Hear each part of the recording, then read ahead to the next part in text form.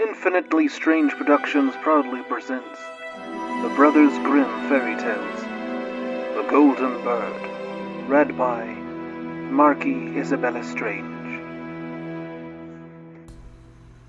A certain king had a beautiful garden, and in the garden stood a tree which bore golden apples. These apples were always counted, and about the time when they began to grow ripe, it was found that every night one of them was gone. The king became very angry at this, and ordered the gardener to keep watch all night under the tree.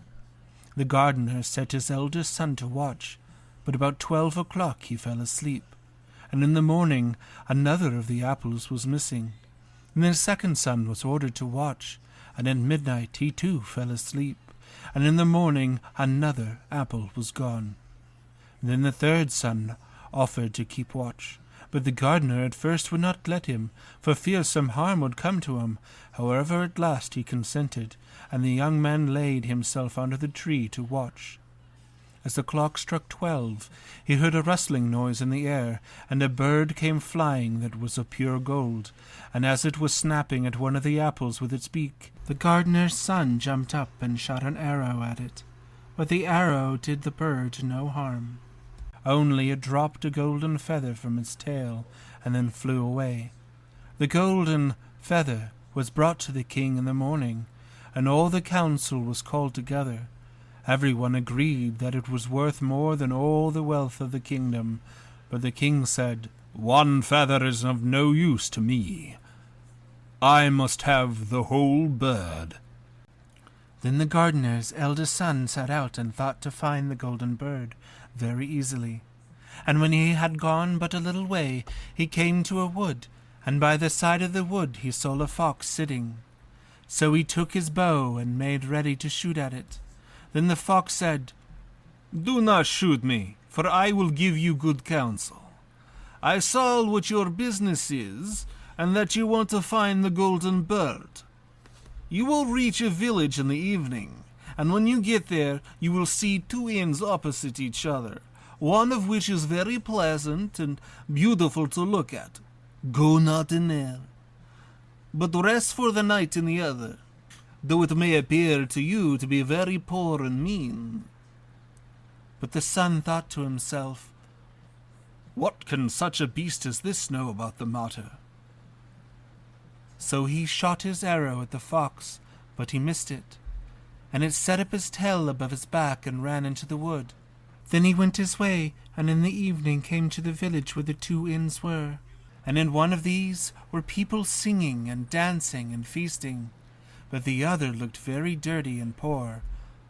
"I should be very silly," he said, "if I went into that shabby house and left this charming place." So he went into the smart house, and ate and drank at his ease, and forgot the bird, and his country too.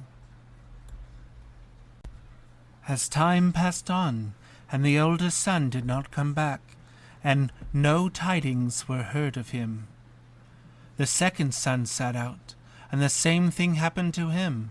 He met the fox, who gave him good advice, but when he came to the two inns, his eldest son was standing at the window where the merrymaking was, and called to him to come in. And he would not withstand the temptation, but went in, and forgot the golden bird and his country in the same manner. Time passed on again, and the youngest son too wished to set out into the wide world to seek for the golden bird. But his father would not listen to it for a long time, for he was very fond of his son, and was afraid that some ill luck might happen to him also, and prevent his coming back. However, at last it was agreed he should go, for he would not rest at home. And as he came to the wood, he met the fox, and heard the same good counsel. But he was thankful to the fox, and did not attempt his life as his brothers had done. So the fox said, "Sit upon my tail, and you will travel faster." So he sat down, and the fox began to run, and away they went over stock and stone so quick that their hair whistled in the wind. When they came to the village, the son followed the fox's counsel, and without looking about him went into the shabby inn and rested there all night at his ease. In the morning came the fox again, and met him as he was beginning his journey, and said, Go straight forward until you come to a castle, before which lies a whole troop of soldiers fast asleep and snoring.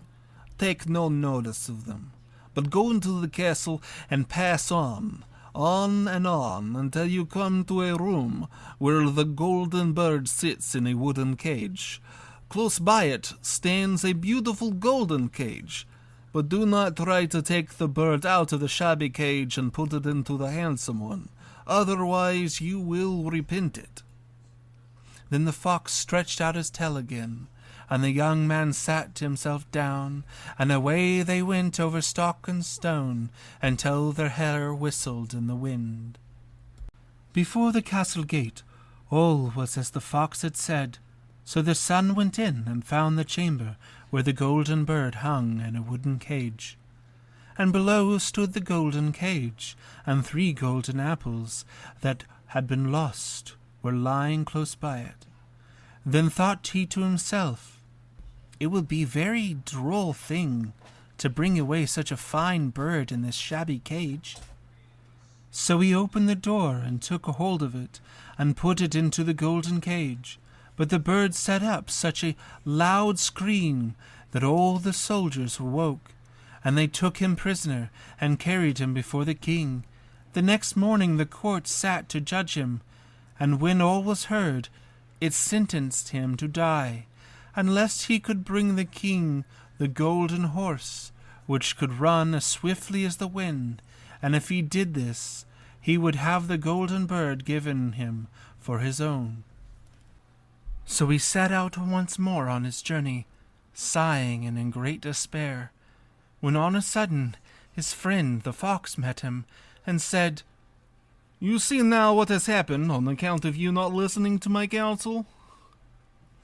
I will still, however, tell you how to find the golden horse, if you do as I bid you. You must go straight on until you come to the castle, where the horse stands in his stall. By his side will lie the groom fast asleep and snoring. Take away the horse quietly, but be sure to put the old leathern saddle on him, not the golden one that's close by it. Then the son sat down on the fox's tail, and away they went over stock and stone, until their hair whistled in the wind. All went right, and the groom lay snoring with his hand upon the golden saddle. But when the son looked at the horse, he thought it a great pity to put the leathern saddle upon it. I will give him the good one, said he. I'm sure he deserves it. As he took up the golden saddle, the groom awoke and cried out so loud that all the guards ran in and took him prisoner, and in the morning he was again brought before the court to be judged, and was sentenced to die. But it was agreed that if he could bring thither the beautiful princess, he could live and have the bird and the horse given him for his own. Then he went on his way very sorrowful. But the old fox came and said, Why did you not listen to me? If you had, you would have carried away both the bird and the horse, and yet... Will I once more give you counsel, all right? Go straight on, and in the evening you will arrive at the castle. At 12 o'clock at night, the princess goes into the bathing house. Go up to her and give her a kiss, and she would let you lead her away. But take care that you do not suffer her to go and take leave of her father and mother. Then the fox stretched out his tail, and so away they went over stock and stone, until their hair whistled in the wind. As they came to the castle, all was as the fox had said, and at 12 o'clock the young man met the princess, going to the bath, and gave her the kiss, and she agreed to run away with him, but begged with many tears that he would not let her take leave of her father.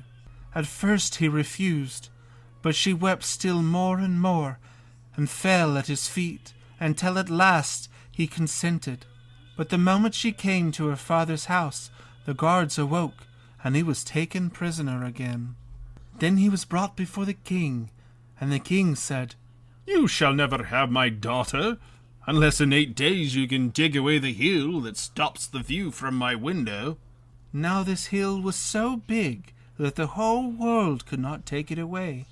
And when he had worked for 7 days, and had done very little, the fox came to him and said, "Lie down and go to sleep.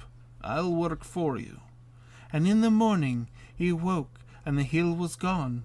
So he went merrily to the king, and told him that now it was removed, he must give him the princess. Then the king was obliged to keep his word, and away went the young man and the princess. And the fox came to him and said, "We will have all 3, the princess, the horse, and the bird." "Ah," said the young man, "that would be a great thing, but how can you contrive it?" "If only you will listen," said the fox. "It can be done. When you come to the king, and they ask for the beautiful princess, you must say, 'Here she is,' and then he will be very joyful, and he will mount the golden horse that they are to give you, and put out your hand and take leave of them. But shake hands with the princess last. Then lift her up quickly on the horse behind you, clap your spurs to his side, and gallop away as fast as you can." When all went right, then the fox said, "When you come to the castle where the bird is, I will stay with the princess at the door, and you will ride in and speak to the king. And when he sees that is the right horse, I will bring out the bird, but you must sit still and say that you want to look at it, to see whether it is the true golden bird. And when you get it into your hand, ride away." This too happened as the fox said. They carried off the bird, the princess mounted again, and they rode on to the great wood. Then the fox came and said, "Pray, kill me. Cut off my head and my feet." But the young man refused to do it. So the fox said, "I will at any rate give you good counsel.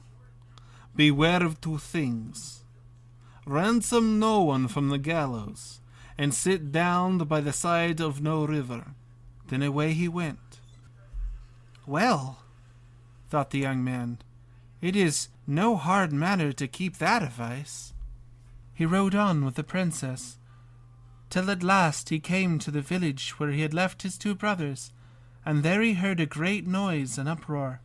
And when he asked what was the matter, the people answered, "2 men are about to be hanged." As he came nearer, he saw that the 2 men were his brothers, who had turned robbers. So he said, "Can they not in any way be saved?" But the people said, "No, unless he bestow all of his money upon the rascals and buy their liberty." Then he did not stay to think about the matter, but paid what he was asked, and his brothers were given up, and went on with him towards their home. And as they came to the wood where the fox first met them, it was so cool and pleasant that the 2 brothers said, "Let us sit down by the river and rest a while, to eat and drink." So he said, "Yes," and forgot the fox's counsel, and sat down on the side of the river. And while he suspected nothing, they came behind and threw him down the bank, and took the princess, the horse, and the bird, and went home to the king their master, and said, "All this have we won by our labor." Then there was a great rejoicing made, but the horse would not eat, the bird would not sing, and the princess wept. The youngest son fell to the bottom of the river's bed. Luckily it was nearly dry, but his bones were almost broken, and the bank was so steep that he could find no way to get out. When the old fox came once more and scolded him for not following his advice, otherwise no evil would have befallen him. "Yet," he said, "I cannot leave you here, So lay a hold of my tail and hold fast. Then he pulled him out of the river and said to him as he got upon the bank, Your brothers have set watch to kill you, if they find you in the kingdom. So he dressed himself as a poor man, and came secretly to the king's court, and was scarcely within the doors when the horse began to eat, and the bird to sing, and the princess left off weeping.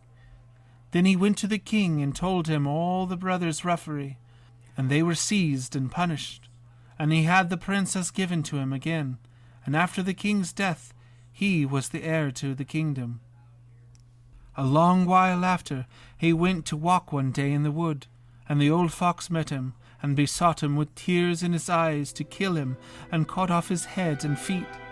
And at last he did so, and in a moment the fox was changed into a man, and turned out to be the brother of the princess, who had been lost a great many years.